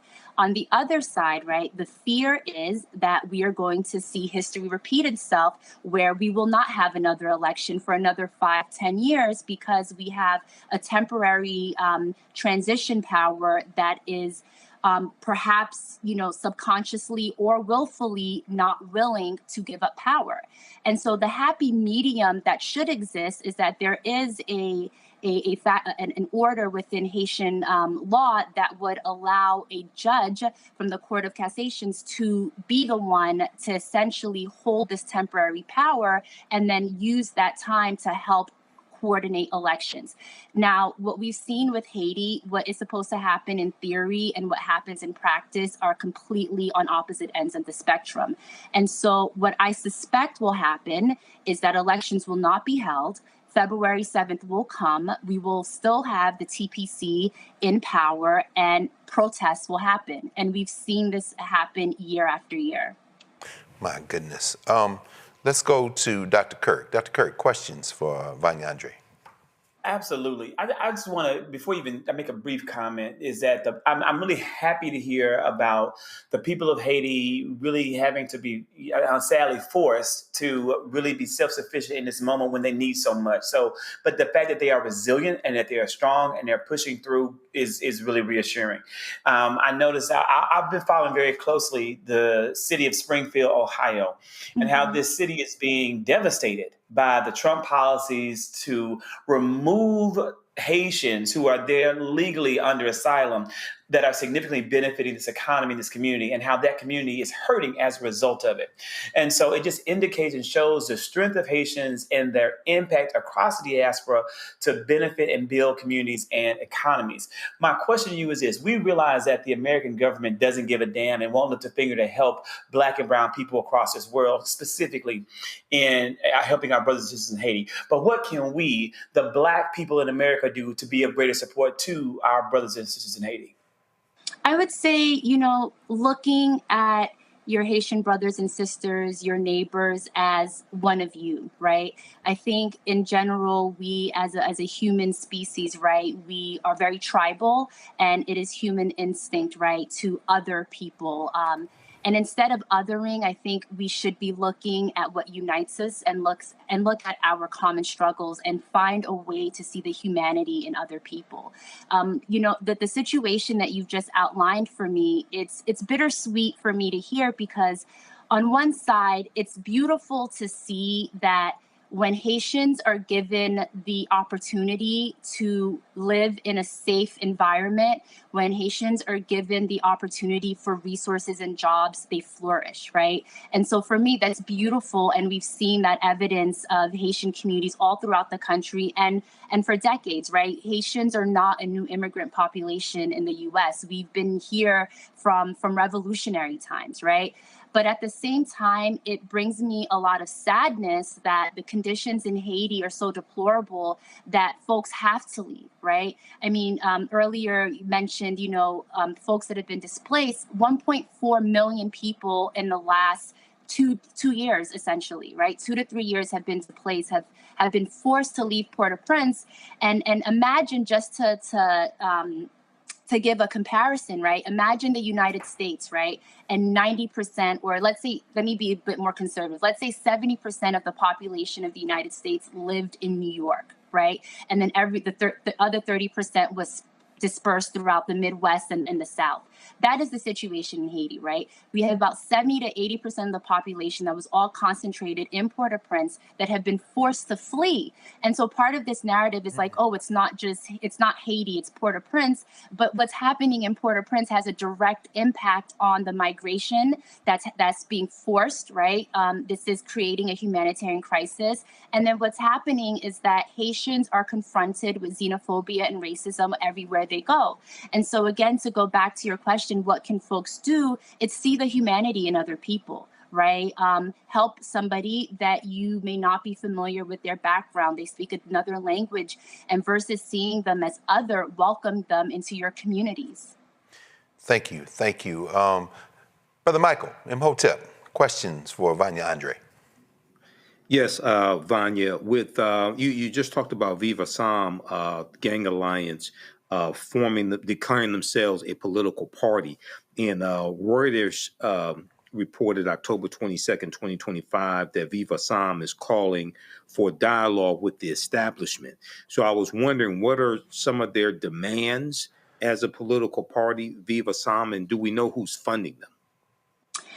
The question of who's funding them, that's a complicated question within itself.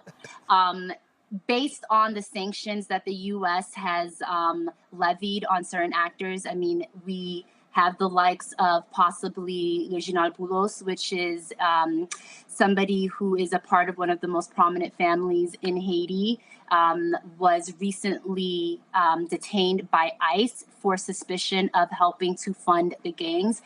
You have former presidents such as Michel Martelly. You have other former folks in his cabinet, all of them who have been sanctioned because of suspicion of funding these gangs. In terms of their request, you know, I hesitate to even mention it because I think it's smoke and mirrors, right? So on the face value, they'll mention things, you know, better access to food and resources to the community, yet they are the ones that are blocking roads, right? I was just watching a report a few hours ago of a nonprofit in Cap Haitien, which is the north of Haiti. So this is about perhaps, you know, a 10-hour drive from the capital, where they have to essentially get on rowboats, okay, to get resources, to get food, to get rice to folks in the south of Haiti because the roads are impassable, right? And so the only thing that I feel comfortable giving air to is that they want a seat at the table and have said very explicitly that there will not be any progress in Haiti unless they are able to be a part of the discussion. But I don't understand how anyone could allow them to be a part of the discussion in good faith when they are one of the main reasons as to why Haiti is in the situation it is right now in current times. Right. Thank you.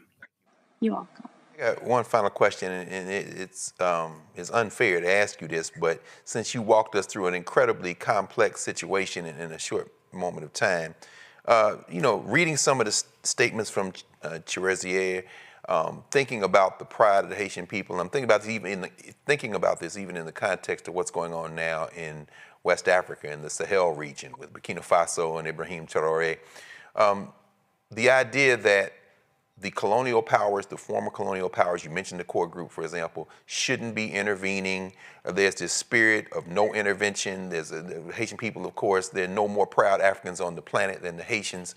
How much of what is going on, certainly as it involves Chirezier's group, is being fueled by the idea that we can work our problems out, but then using that to mask other interests and elements that are on the ground that are exploiting the very people who you're rallying against France, against the United States, against intervention, and then, as you said, perhaps even against CARICOM and others. We know Trinidad, for example, breaking ranks with CARICOM and saying, you know, they backing Trump killing people in the Caribbean Sea.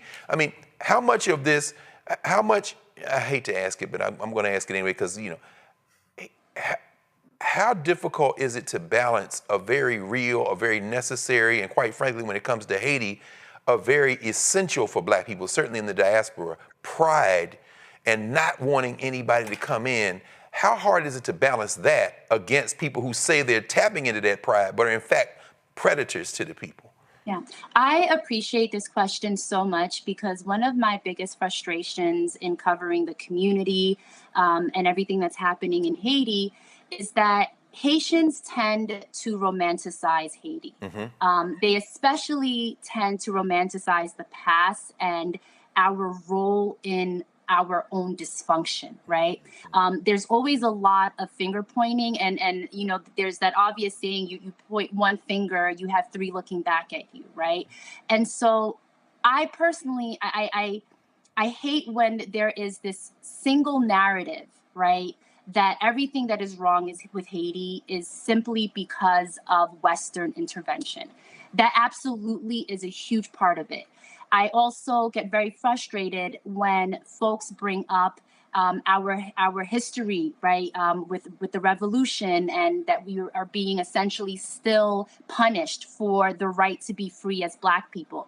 Absolutely an aspect of this, right? I've done a lot of time trying to see what countries other than Haiti have a similar history to us, and there is none. No. At the same time, we have to also be accountable for what we allow.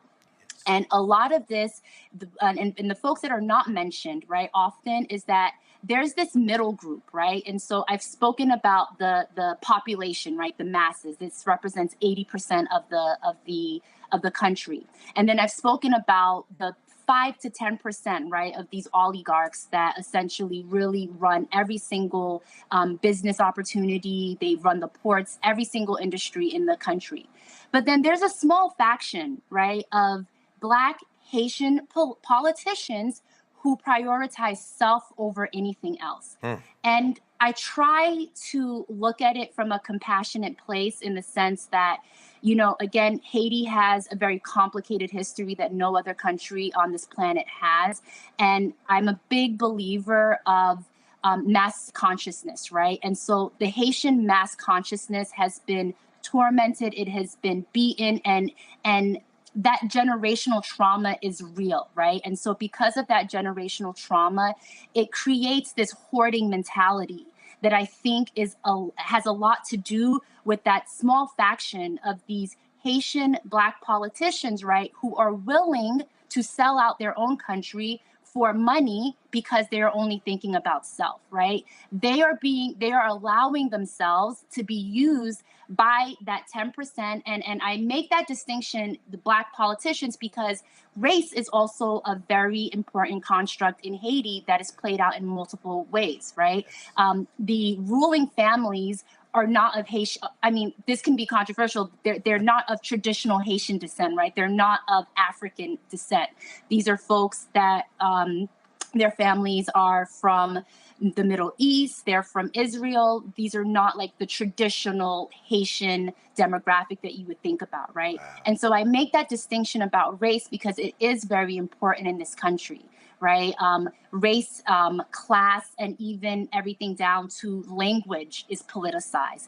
And so I love that you asked this question because there's very few opportunities where I get the very few chances where I get the opportunity to highlight this middle group, right? That's small, but are allowing themselves to be used by the 10% and by the U.S. so that way they can enrich in their pockets and their families. Sis, as a member of the Black petty bourgeoisie here in the United States, a HBCU college professor, that is a conversation that the American Negro is terrified to have. And the simple fact that you have introduced that, we are all in that little group, and we got to make a choice at some point. So listen, Vanya Andre, editor-in-chief of the Haitian Times, HaitianTimes.com. Y'all follow there. You can support the Haitian Times as well, support their work. You can contribute there. And I love that you all cover the whole range. We saw some of the children who lost their lives, among the others, in Melissa. So our prayers go to them.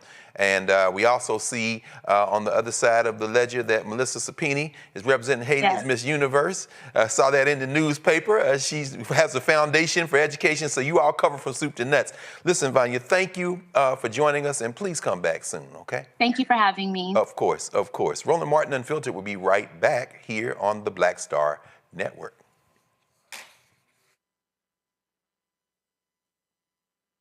If in this country right now, you have people get up in the morning and the only thing they can think about is how many people they can hurt, and they got the power, that's the time for mourning. For better or worse, what makes America special, it's that legal system that's supposed to protect minorities from the tyranny of the majority. We are at a point of a moral emergency. We must raise a voice of outrage. We must raise a voice of compassion. And we must raise a voice of unity. We are not in a crisis of party versus party. We are in a crisis of civilization, a human rights crisis, and a crisis of democracy itself. And guess what? You've been chosen to make sure that those that would destroy, those that would hate, don't have the final say, and they don't ultimately win. Hello, we're the Critter Fixers. I'm Dr. Bernard Hodges. And I'm Dr. Terrence Ferguson. And you're tuned in to Roland Martin Unfiltered.